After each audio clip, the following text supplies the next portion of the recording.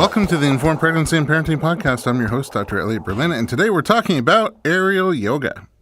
I'm a total wimp when it comes to yoga, and I feel like there should be a specialty class for big, out-of-shape guys who can't even touch their knees, and I think we should call it big fat yoga. It'll be like the men's equivalent of prenatal yoga. But as hard as it is for me to picture successfully doing regular yoga, I really can't imagine what aerial yoga is and who could possibly do it. My guests in the studio today are both pregnant with their first babies and are both aerial yogis. Is that right? Yeah. That's right. My first guest is a celebrity trainer and the creator and founder of Up Flying Yoga. She is yoga doctor certified, yoga medicine trained, and has spent over 10,000 hours defying gravity creating Up Flying Yoga and Up Fly Aerial Dance. She is best known for her strong belief in the therapeutic power of aerial yoga arts. Kimberly Simonetti, welcome to the podcast. Thank you for having me. I'm very excited to learn more about this. Also with us tonight is Los Angeles-based executive producer specializing in unscripted television with credits on teeny tiny networks like USA, ABC, Fox, Bravo, Lifetime, and VH1, to name a few. Katie is also a certified up-flying yoga and aerial dance instructor and aerial performer. In addition to her aerial arts, Katie is an avid fitness enthusiast and enjoys hiking, yoga, and Pilates. Katie, welcome to the podcast. Hi, thanks for having me. Oh my goodness. So, okay, you're the first person, Kimberly, that I ever met who I know does aerial yoga, and not just does it, like you live it. This is true. And then just a few days later, I met Katie. So I thought you were the only one, and then it turns out There's two. You aren't. There are two, and you're both pregnant, so there will be four. This is also true. We've got big plans for these babies. Yes. They're going to be in the air ASAP. All right. First of all, how did you get into aerial yoga, each of you? Well, let's see. I started the company about 8 years ago, and I got into aerial arts 2 years previous of that. I grew up actually watching my dad hang upside down. He has spinal stenosis, which is like a blockage in the spinal column. So if he kind of jars too quickly to the left or the right, the spinal column can shift, and he can actually be paralyzed. Oh, and wow. It's happened a few times, growing up, seeing him not be able to use his legs. He gets knocked off his feet? Wow. Yeah. So he's been Batman for me growing up, and, seeing that happened got me doing inversions. And then I have a damaged kidney also, and I have to do everything holistically. Damaged kidney from early on? Yeah, I was actually born breech. And I was born breech. Surprise. Well, mine didn't work out as well. Oh, really? I got a damaged kidney and a damaged bladder. Because of the breech birth? Yeah, they pulled me out with forceps and they damaged them. Yep. So I had surgery when I was 5 and learned breath work at that age, actually, by one of the nurses at the hospital. At 5 years old? Yep. And actually, it was much like when you see in the movies the C-section where they put like the blanket between you, the upper body, and the lower body. And yeah, I have very vivid imagery of that. Really? Yeah. But that did not get me into aerial yoga. What got me into aerial yoga was definitely having to do things holistically. I couldn't take NSAIDs, so people take, antibiotics and things of that nature, and I don't. Just like even Advil? Can't drink alcohol. Yeah, so there's. Because of your kidney? Yep. Oh, because wow. of a damaged kidney. Yeah. And so... You knew early on. I mean, at 5, probably alcohol wasn't a big deal, but... Yeah, I was a huge drinker at 5. By the age of 21, when you can show your ID, it's not cool anymore. So that's right. You got to get it all in early on. Yeah. Oh, wow. Did they tell you early on, like, these things are going to be off limits to you, or did you find out the hard way? Growing up, I knew, when I would have too much sodium, it would show up in my hands and it would show up in my face. Oh, it was very obvious, the swelling, things like that. And just anytime I tried to take an antibiotic, my body wouldn't agree with it. Because you're just not filtering. You're not filtering out what needs to get filtered out. Yep, I wasn't filtering it correctly. At the same level, yeah. Yeah, so getting upside down in those inversions helped lymphatic system. Oh. Quite a bit, yeah. I noticed a big difference when I had to stop during IVF and during the first trimester, not hanging upside down. I was having, colds and your things symptoms like that. would come back. Yeah. So, wait, how do you go from 5-year-old breathwork to aerial yoga? Well, I wasn't allowed to do contact sports growing up. So, when all the kids would go to gym, I wasn't allowed to do gym. And I ended up doing cheerleading and pom-pom. Pom-pom is an East Coast thing. I don't even know if you guys know what pom-pom I is. don't know what it is. It's No. like these little, they're like pom-poms that you hold in your hand and you just like cheer with So the it's sort of colors like of the school. cheerleading. Yeah. It's like cheerleading, but you have like the kick line, Oh, I see. like the Rockettes maybe. Yeah. That's how maybe. Rockettes We don't even with have little pom-poms. cheerleaders in England. You don't have cheerleaders there, No. no? You don't need them. Just too cheerful already. Well, I don't know about that, but yeah. Yeah, so I did that growing up, and they basically aerial dance and cheer and pom-pom. They all go into each other. Yoga, encouraging other people. When did you start doing regular yoga? Regular yoga I did starting like middle school when I was doing cheerleading, and wow, we were really early. required to do the splits, and then the breath work. Like I said, I had to start it when I was 5. Introduced to it, like breathing in, white snowflakes and exhaling any negative energies. I mean, it was a nurse in the hospital that was teaching me that. Wow. What point did you get exposed to aerial yoga? Let's see. So I was an avid runner, and there's that idea of the runner's high, and I had that going on, and then I injured my back, and it was probably, due to excessive running and the damaged kidney and, the bladder and things of that nature probably didn't help it as well. So I had to stop doing that, and I needed like some sort of workout, and because my arms were still available, I was like, yes, I can climb fabrics. So then I found aerial arts and started doing that, and on silks, it's like 2 ribbons that don't have a base at the bottom of it. Okay. So it's something that you have to do pretty advanced, and it was too soon for me to be an advanced student. And so the hammock and the base of it, it made sense. So I started putting together a syllabus, and Katie was, my BFF at that time. And Listen, you put a hammock connecting the 2 silks? yeah, so it'd be like a silk that has 2 ribbons, putting it upside down so you could hang out in the base of it. So doing traction on a traction table, you're hooked at the ankles. And I was like, hold on a second. We could like hang upside down in this thing. We could do not only cool aerial tricks, but we could stretch out and be in this thing all the time. Like, how fun is that? And you don't have to support yourself because there's a hammock. Yeah. Oh, that sounds... Yeah. A lot of people describe it as the womb, ironically. The womb? I hear that quite a bit, yeah. Just hanging, you mean? Well, we get inside of it in the very beginning of class, and you put your feet together like do you know what Baddha Konasana is? Or like a butterfly position through the legs. Okay. Yeah, Soles of the feet together, knees out wide. I can picture it. Yeah. I can picture it. So we get in there in the beginning of class, and you're completely covered in this fabric. And so no one can see you, but you can kind of see out into it. It allows you to get into that little Zen moment, so you can connect the body to the mind and work on just relaxing your muscles so you can get deeper stretch and better workout. And so it's called the womb. You're in your own little space. Yep. How many are there of these contraptions in a class? You mean? We have 15 in our studio. Wow. Mm-hmm. Strong ceiling. It actually looks really cool when you have 15 people all in the Little pods together.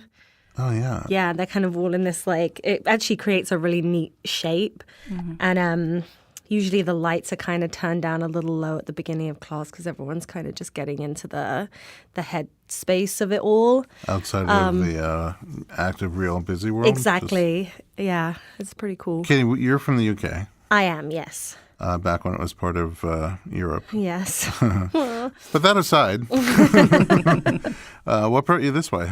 I came out here with a show called Super Nanny that was originally a British show, and it got sold to ABC. And when that happened, I had already been working on the show in the UK, and it was kind of just naturally they shipped me out here. It was supposed to be for a few months, and I'm still here 13 years later. Oh, wow. So yeah. it's a lot of months.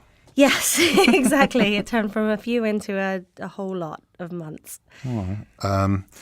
And when did your interest in aerial work begin? So when I came out here, I was kind of looking for a new workout. I had done some dance stuff in England. And to be honest with you, I was kind of turned off by the dance scene here. I had preconceived notions that it was going to be very cliquey. And, I guess looking back, I was afraid of it. Mm-hmm.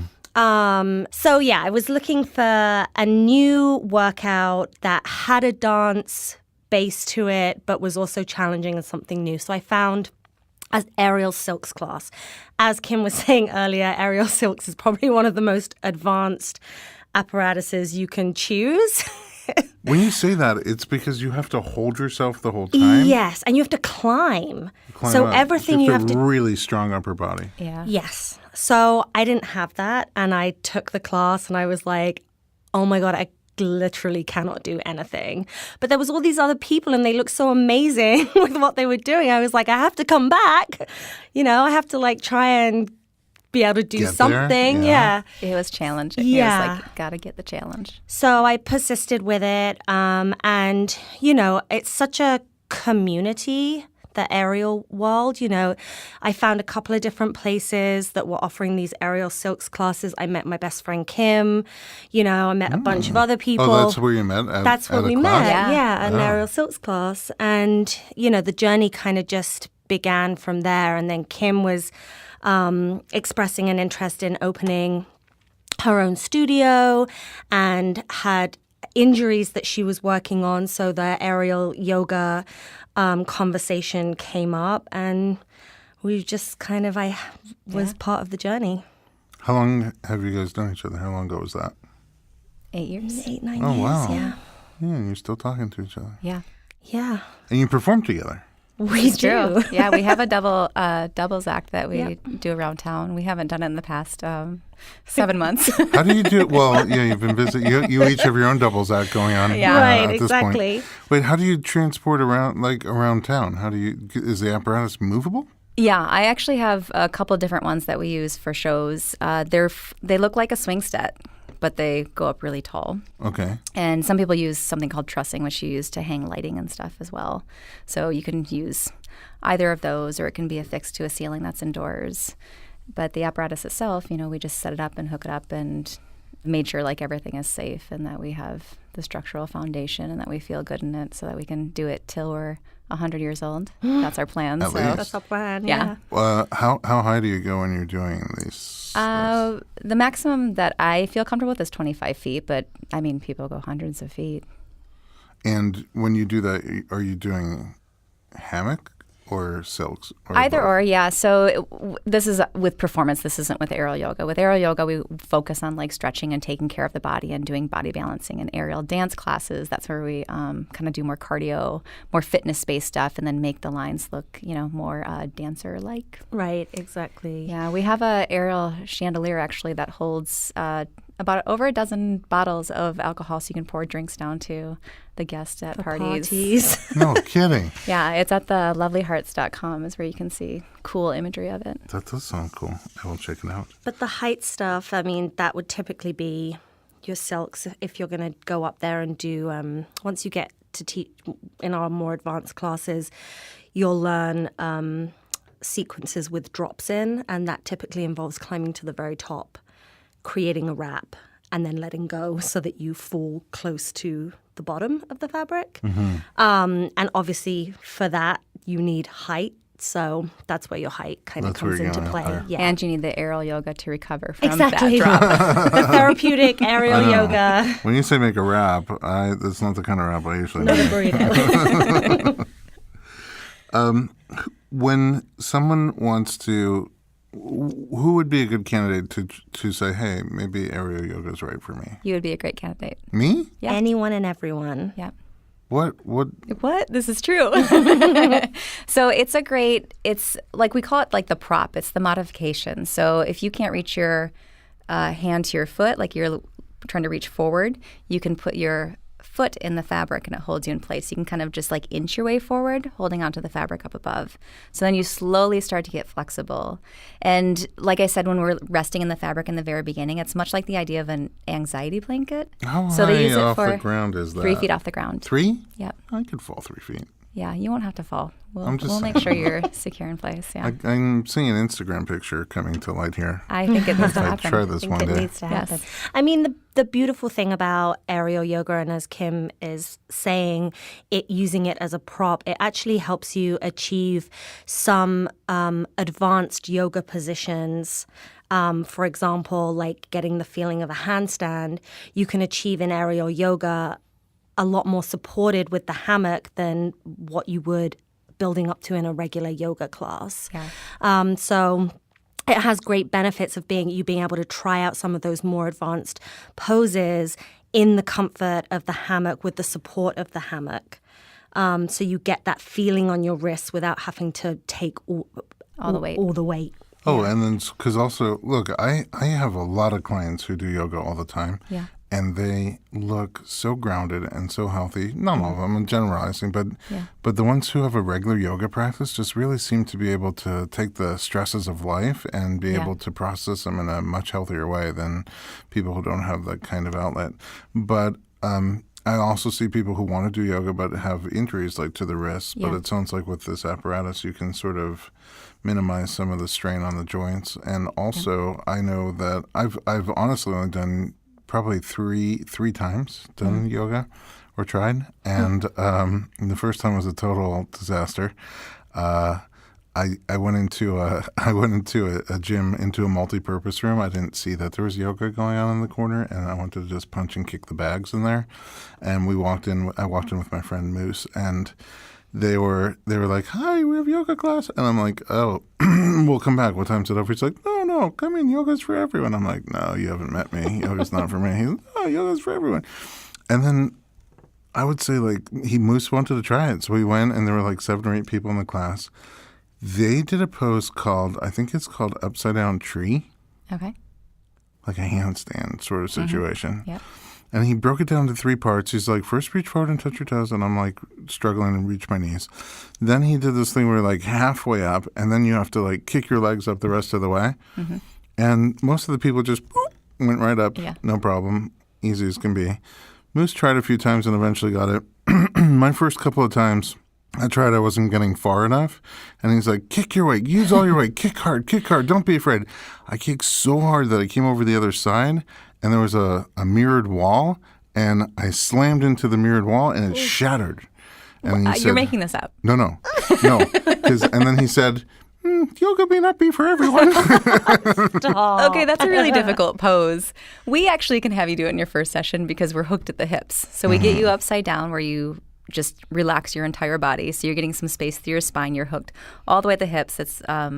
It's a nice little kind of binding at the hips, so you actually get to relax the vertebrae a little bit easier. Oh, that's for me.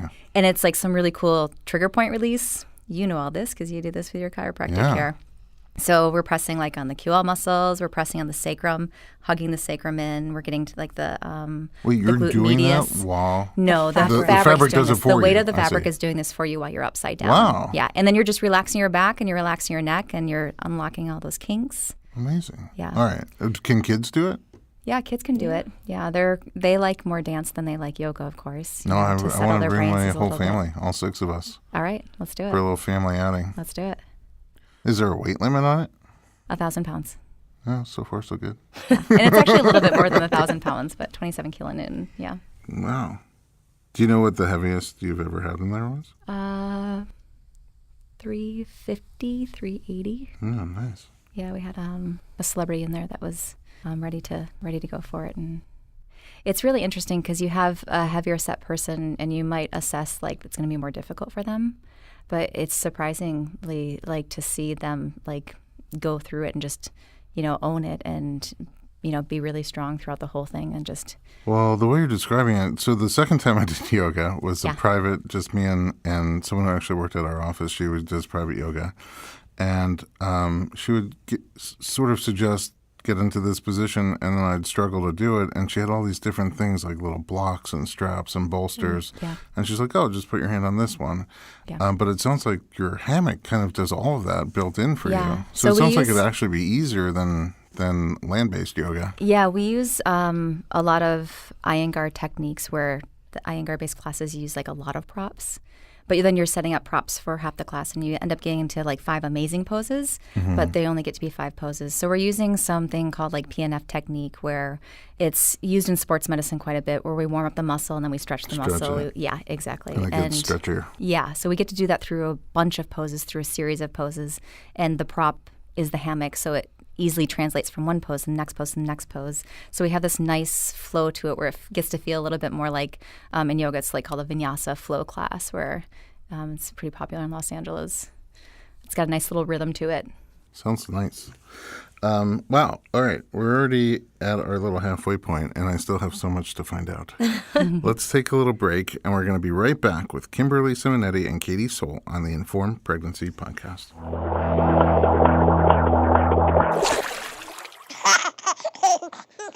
Hi, I'm Maria Alcoke. I'm a business owner, level 1 CrossFit trainer, pre- and postnatal coach, and a mom. And I'm the host of the Engine Mom Podcast. The Engine Mom Podcast is a show designed to build connection through storytelling, to provide perspective and inspire moms to discover what fuels them, set goals for themselves, and think outside the box when it comes to their lifestyle and work. Are you ready to feel connected to other moms who are just as driven as you are? Subscribe to the Engine Mom Podcast today.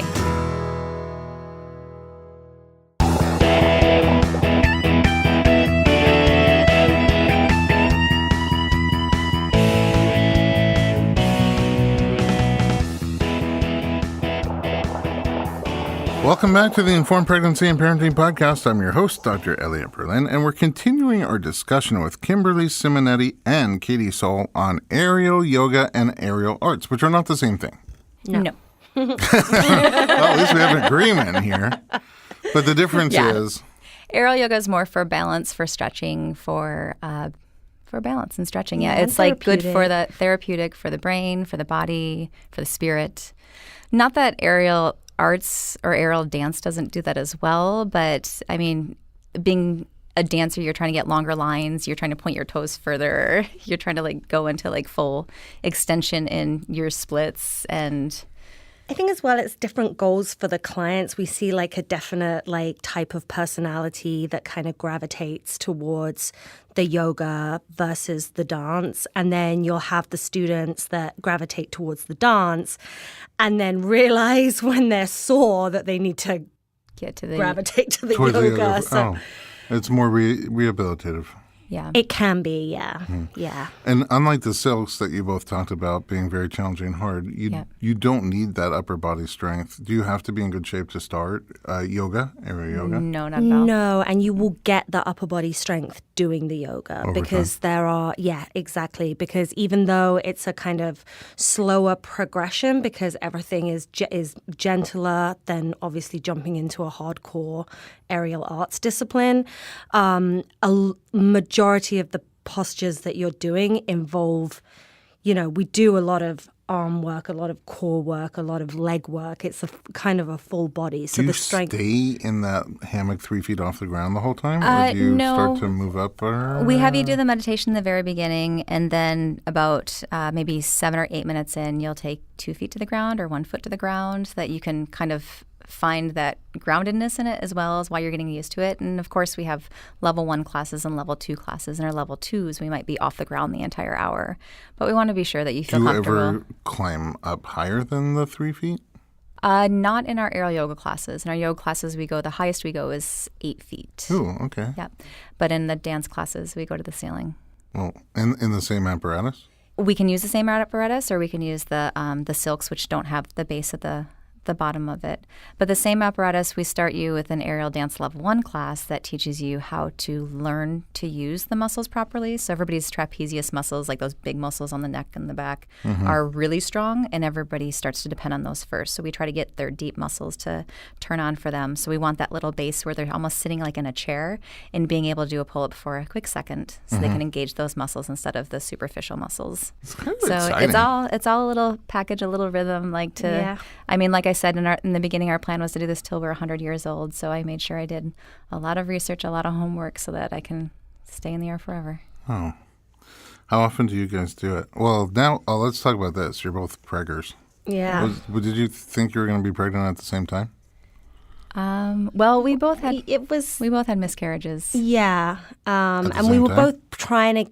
Well, yours was. I had before mine. 2014 and 2016, and then I was going through the IVF process before you were. Yeah, we were active. I had frozen some eggs a while back. And then Kim and I were kind of having the conversations about wanting to get pregnant. And Kim was actually trying before I was. And then I started trying, got pregnant fairly quickly, had a miscarriage, had to take a bunch of time to get my body right again, and then started trying. So we've been actively trying to get pregnant Around the same time. at the same time. Yeah. It just so happened that I got pregnant 3 months before Kim Yep. the second time, and then Kim got pregnant, and Here we are. fortunately these pregnancies are, They're looking It's good. interesting. Are looking good, yeah. It's like the rhythm. We have another teacher at Upflying Yoga that is also pregnant. And Oh, no kidding. yeah, I went through 4 IVFs. I had to have 3 uterine septum surgeries. So it was a little bit of a process, and 2 miscarriages before that. Anyways, Sorry, well, those are so hard. Yeah, The journey is so long. I wish you guys were more open and sharing. it is interesting, and that's why it's kind of like we're spilling our beans on a podcast because people Yeah. need to know. Yeah. It is like Yeah. something where you're not supposed to say that you're pregnant until week 12, and that's one of those things where you have to harbor, if it doesn't work out, that you hold. Oh, because nobody knew. Yeah, So you're on your own. so you're on your own. It's We between my we husband have and a I. and- whole episode of our podcast on early miscarriage, and I talk about it there too. My wife and I had miscarriages in that time frame, and they were just so challenging and isolating Brutal. and lonely. And Yeah. but Yeah. thank God we have 4 healthy kids now, and Yeah. you guys are on your way. Yeah. I think the tragic thing about miscarriage, I mean, the whole thing is tragic, but it really, and this is just me, but it really has had an impact on me for this second pregnancy, because you're constantly, like, the fear, it's like hard to turn that voice off, especially in the first trimester. It's like, if I can just make it to 12 weeks. I don't think we turned it off till the first birthday. Yeah, I can see Right. that. Like No, the whole and first year, he would sleep 5 hours and you should be ecstatic, but we're like, oh my God, what happened? You're just always Right. concerned that he's not going to be there. Yeah, I mean, you're trying to prepare as much as possible. I think in 2014, I did prenatal yoga teacher training so that I would make sure I did all the right things. And then in 2016, I did the spinning babies method training. Oh, yeah. And Oh, and you're a doula.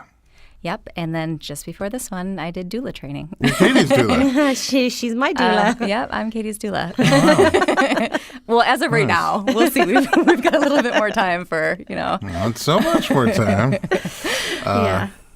Yeah. And you did your training where I did my training, Yeah, beanie birth. Beanie yeah. Birth. So we're technically doula siblings. Yeah, we are. Yeah. That's a magical space. It's It's the birth castle. yep.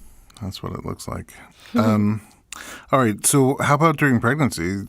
Can you do the aerial things while you're pregnant?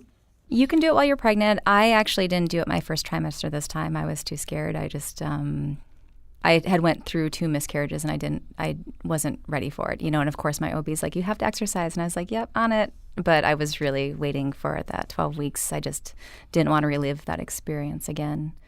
And after 12 weeks, I felt confident and got back up in the air. And I actually practice daily. I go through inversions daily. It's really good for the body, gets the baby moving around. So I'm hopefully planning on having a beautiful labor and delivery. And no matter which way it turns out, it'll be beautiful as long as I have a healthy, happy baby. I wonder if you'll do it because, as a doula, I witness a lot of times people feel compressed during labor. Yeah. And they're constantly looking for things to hang on, but that'll be so Yeah. natural to you. Yeah, I've had a lot of pregnant women go through the studio, and they've gone through. I mean, I even had one of my clients.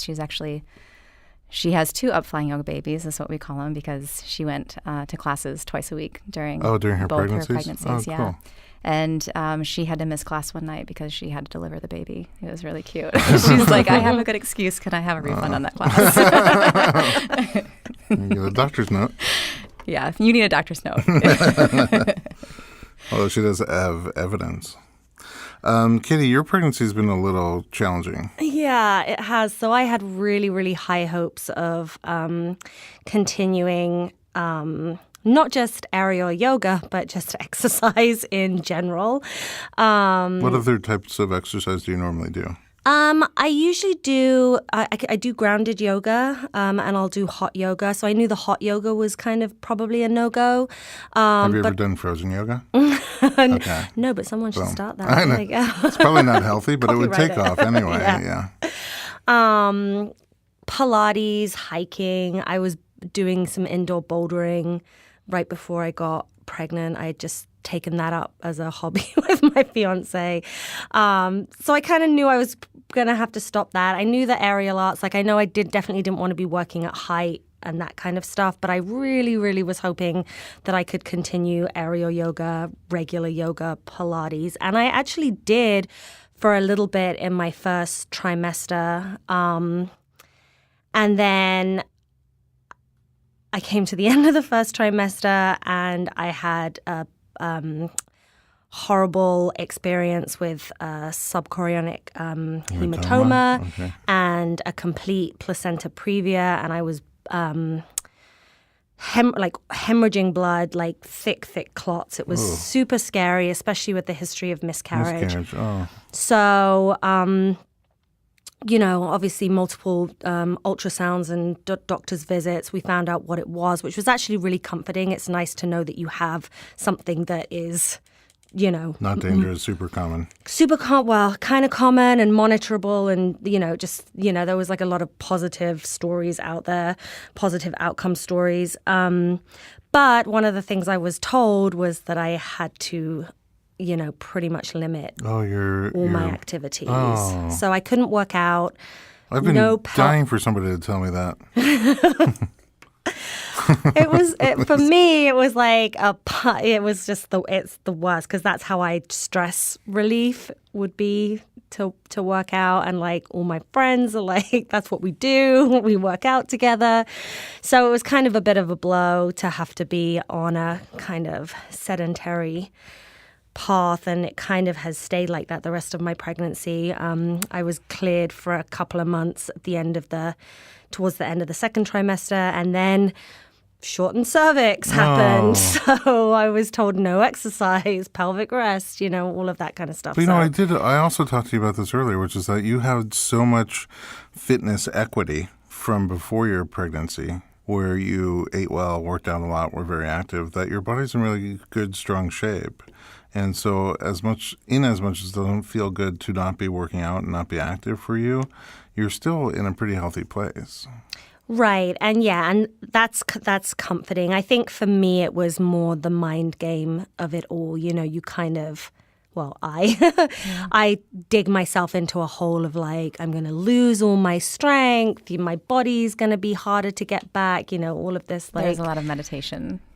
A lot of meditation moments for you. Yeah. Well, at least you can meditate. Yes, although that's the most challenging part of yoga for me is the really? meditation part. Yeah. Does your mind move quickly? Overactive mind. Oh, yeah. Oh, I can relate to that. What were we talking about? Just kidding. Pregnancy journeys. Overactive I mind. think. So we're both pregnant. And I hang out with pregnant women all the time. It's occupational hazard. I can't remember a thing. Okay. We talked about in the introduction that you are Dr. Kimberly. You are yoga doctor and yoga medicine certified and trained. Mm-hmm. What are those? Yoga Doctors is actually an awesome group led by Eden Goldman and Tara Gold. And they teach at Loyola Marymount University. They are a 200-hour accredited yoga school. And it's the first one, I believe, that was even at a university that was recognized by a university. But what is the concept of yoga doctor? So concept of yoga doctors, we studied 12 different forms of yoga and talked about, like, within the 200-hour realm to be certified through Yoga Alliance. We covered everything that Yoga Alliance required of us, but Yoga Doctors specifically speaks therapeutic-based. So we talk about each of the poses, the purpose of each pose, the benefits of each pose, the reason why you do each of the pose more medically wise than you would spiritually wise. So some of the schools focus more on maybe chakras or spiritual energies. And yoga doctors is more about muscles, ligaments, tendons, joints. Yep. Oh, I see. Soon there'll be yoga surgeons. Sorry? Yoga surgeons. Yoga surgeons. I don't know what that means. I don't know what that means either. But that's what, when yoga doctors came to mind, I sort of picture, yeah. But that's what it kind of is, which is that you're using yoga principles to therapeutically heal the body on a more physical, because yoga is part spiritual, part physical, right? Yeah. So they focus more on the physical. Yeah, they all complement each other, but there's so many types. When you say the word yoga, it could mean a lot of different things. It could just mean meditation, could just mean breath work. It could mean the physical asanas is usually what it means for most people, or the physical postures moving through an hour class. Mm-hmm. But they all intertwine together and they connect, and the pieces of the puzzle that come together get to be a really nice piece that completes you as a person, so that you get the most benefits out of that hour session.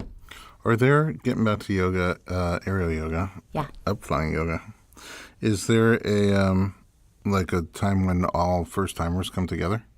Our level 1 class, we have a lot of first-timers. We'll have it probably be about 50% beginners and then 50% advanced people, or people that have been at least a dozen times. To level 1? Yeah, to level 1. People come back to level 1 because it's a good foundation, and there are advanced poses. So the instructor will give you a move that's a modification. If you can't do it well enough yet, then you do this. If you have this in advanced, then you'll do this position instead. So it complements each other very well. You can have beginners and advanced together. How often do people do it? Once or twice a week. How often do you have classes? We have about 5 classes a day, 7 days a week. Wow.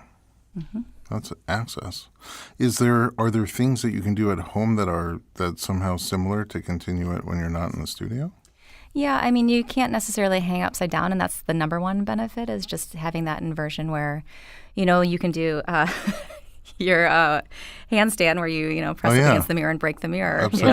There's those, but you can do that if you want to. Right. But if you want to have 7 years of good luck, then you come into the studio and let us and you take hang care of upside it down, for you. and you get to relax all your muscles instead of working all your muscles. So you focus actually on calming the muscles and the nervous system, and to get the spinal column to break up a little bit. It sounds so good. Does anybody ever install this thing at home?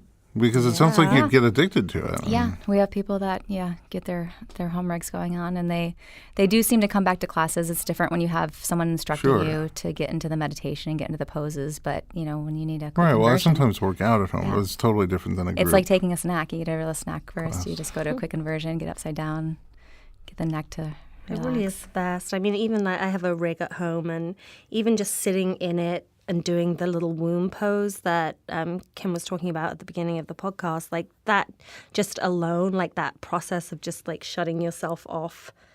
Yeah, it's really nice. It's aside from exercising, like that just kind of centers me. It's making me think about my breech mamas. Yeah. And how they're always trying to do inversions and see if they can get whichever part of the baby's down in the pelvis to kind of slide out. Yeah, I mean, that was one of the things about studying the spinning babies method, was going, okay, this is right for me. This is really good. It's like I've been creating pregnant women. Do people come in and have a fear of heights, even though it's only 3 feet? Yeah. Yep, that happens. Because you're floating. Yeah. I mean, we have people that are afraid to go upside down, and they're there. It's really kind of cool to see, because they're there because they're trying to overcome that fear. Yeah. How long does it take? It's different for everyone. Yeah. I mean, sometimes it's the first session. They'll go upside down the first time. They'll be scared out of their minds. Their palms are sweating. We'll get them upside down. They'll stay maybe for about 20 seconds. And the second time, we do it twice during the hour. The second time, they'll feel a little bit better, but still nervous. And then at the end of class, we'll offer people to take photos. And then all of a sudden, they just jump upside down, and they know how to do all the poses. Yeah. My palms are already sweating, and I'm not there. And we'll assist if someone is really, having a hard time getting their head around going upside down, like we'll assist. No pun intended. Yeah. Sometimes it's just as simple as placing like a gentle hand on their back and just letting them know. Like as an instructor, that the hammock is there to support them. Like you're not going to have to do anything, but just that physical kind of reassurance. My hand is right here. You can feel it in your back. I'm not going to let you go. And then people will like kind of trust that. And then you take the hand away. They don't even notice that you've taken the hand away. And they're like, their mind is blown that they're like doing it by themselves. So we just got back from vacation, and we went rappelling in Israel. And I took my whole family. Not all of us ended up doing it, but we went up to the mountain. We were hanging off the cliff. We were looking over the cliff. It was maybe 50 or 60 feet down. And I, as a bigger dude, I just don't see myself hanging off a cliff by that little rope. And the guy, his name was Tommy. He says, don't worry about it. He said all the wrong things to me. He said, don't worry about it. He said, even if your rope stops, which is not what I wanted to hear. I didn't really hear anything he said after that. So even if your rope snaps, he goes, I have another rope and I will hold you up. You're like, And Tomy's about 110 pounds. So I was like, no, Tomy, I studied physics. If my rope snaps, you are not holding me up. Yeah. I am dragging you down. And God bless you. I hope you land on top of me. Well, it's kind of crazy because if somebody asked me to go skydiving, I'd say absolutely not. Oh, really? Because why? Bungee jumping, I would not do never. it. So, well, that's interesting. So Because you holding don't the- like falling, but falling is different than... Well, that's also putting trust in something else. Like I get to climb myself up the fabric. I'm trusting me. You're trusting the fabric. Well, I also trusting made the sure. rigging, but- I also made sure the rigging is We Solid. actually had somebody from Cirque du Soleil come in and rig Oh, it. really? So yeah, so it's professional. It's OSHA approved. Like we've got Oh, that's so cool. yeah. That's a real deal. Yeah, it's very safe. It's number one. Like I said, I got to do this till I'm 100, so I'm going to make sure everybody's safe. What about rappelling? Zip lines? Well, Zip lines, because I didn't put together the zip line. Right. I guess maybe that's why. I don't know. You don't like it? No, I enjoy I've a zip lined zipline. before. Yeah, I've zip lined before. They do have two. They have a double. Yep, they do have a double. So if one snaps, Yeah, but I don't need it because I'm hanging upside down every day and Right. doing it anyways. all right, guys, this has been a fun conversation. I loosely commit to bring my whole family down and trying it one time Please, All right. you should. for an Instagram. You know we're going to publicity hold you to shoot. that. Yeah. I'm hoping to get at least 3 more followers besides my mom. I started following you. I know you did. I was very grateful. My mom is 2 of my followers, actually. She's Are you the third one? Like a different profile? I'm 2 more of my followers. Thank you a million times over for being here. You're both really kind of cool to meet and work with. I feel blessed. And you've Ditto. made me take something that I think I would totally never do and feel like I really want to try it. Good. So hopefully we will, and we'll post it. Where can we find you online? Upflyingyoga.com. Upflyingyoga.com. Yeah. And is there for outside of Los Angeles, or are there like... We've trained instructors that teach outside of Los Angeles, and you can find that staff on Upflyingyoga. On upflyingyoga.com? Are there more and more all the time? Are there like studios? You're I opening just up finished other the training. studios? No, we trained aerial yoga instructors that teach outside, but not other Upflying yogas. Is that in the works? That I mean, would after be this, amazing. after I mean, this after this podcast, podcast, my mom's yeah. at You're least going to be 4 looking for a place. She's got a way to go Yeah, before we're she's ready. 100. Let me gear up. All right. At home, thanks for listening to our podcast. If you have any questions, comments, or topic ideas, send us an email, info@informedpregnancy.com.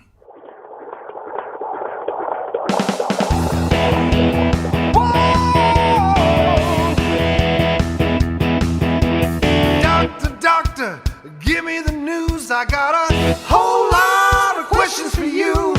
This kid's gonna test my will. I got a lot to learn, and my baby's due.